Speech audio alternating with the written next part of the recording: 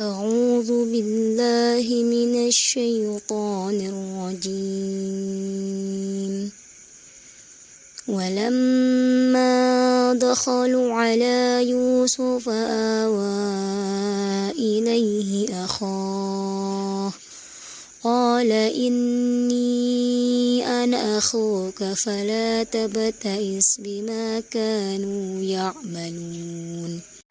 Artinya, maka ketika telah disiapkan bahan makanan untuk mereka, dia Yusuf memasukkan piala ke dalam karung saudaranya. Kemudian berteriaklah seseorang yang menyerukan, "Wahai kafilah, sesungguhnya kamu pasti pencuri." Tafsir ringkasnya, menurut tafsir ringkas Kemenak RI, yaitu usai masuk dengan berpencar melalui pintu-pintu gerbang yang berbeda, sampailah saudara-saudara Nabi Yusuf ke tempatnya. Dan ketika mereka masuk ke tempat Yusuf, dia pun menempatkan tiap 2 orang dari mereka dalam satu kamar, sementara dia menempatkan saudaranya Bunyamin di tempatnya sendiri. Ketika Nabi Yusuf berada di kamar bersama Bunyamin, dia Yusuf berkata, "Sesungguhnya aku adalah saudara kandungmu. Jangan engkau bersedih hati terhadap apa yang telah mereka kerjakan terhadap kita berdua."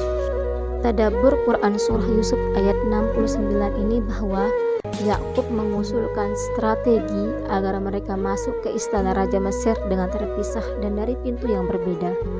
Dengan demikian diharapkan Bunyamin tidak terdeteksi oleh Raja Mesir atau Yusuf yang memintanya datang.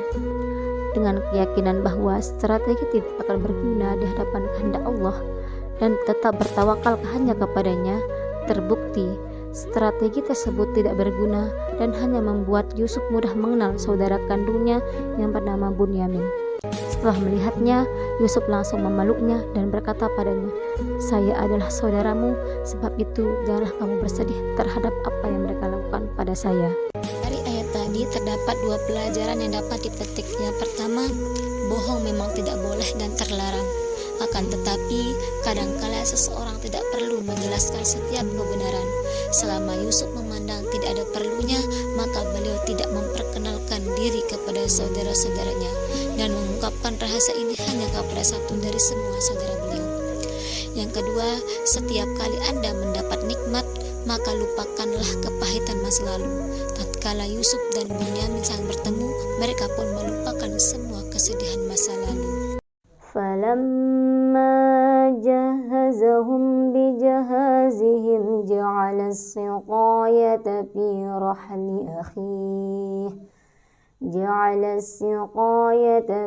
رَحْلِ أَخِيهِ ثُمَّ أَذَّنَ مُؤَذِّنٌ أَيَّتُهَا الْعِيرُ إِنَّكُمْ لَسَارِقُونَ. Maka ketika telah disiapkan bahan makanan untuk mereka, dia Yusuf memasukkan piala ke dalam karung saudaranya.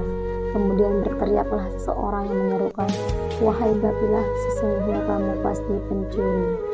Tafsiran Quran Surah Yusuf ayat 70 ini bahwa Nabi Yusuf bermaksud menahan Bunyamin di sisinya, sehingga dengan cara itu maka dalam perjalanan berikutnya saudara-saudara Yusuf akan terpaksa membawa ayah mereka ke Mesir.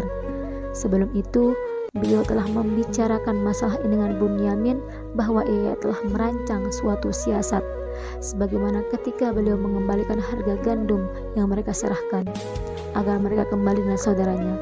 Kali ini, siasat Yusuf alaihissalam dilakukan dengan memasukkan sebuah bejana berharga mahal ke dalam karung gandum milik Bunyamin. Para pegawai Yusuf alaihissalam yang tidak mengerti tentang masalah ini dengan sendirinya menganggap mereka itu telah mencuri bejana tersebut ketika mereka menyadari bahwa salah satu bejana milik kerajaan telah hilang. Tadabbur Quran Surah Yusuf ayat 70 ini yaitu meneruskan kisah sebelumnya. Yusuf mengatur strategi bagaimana saudaranya Bunyamin bisa tinggal bersamanya.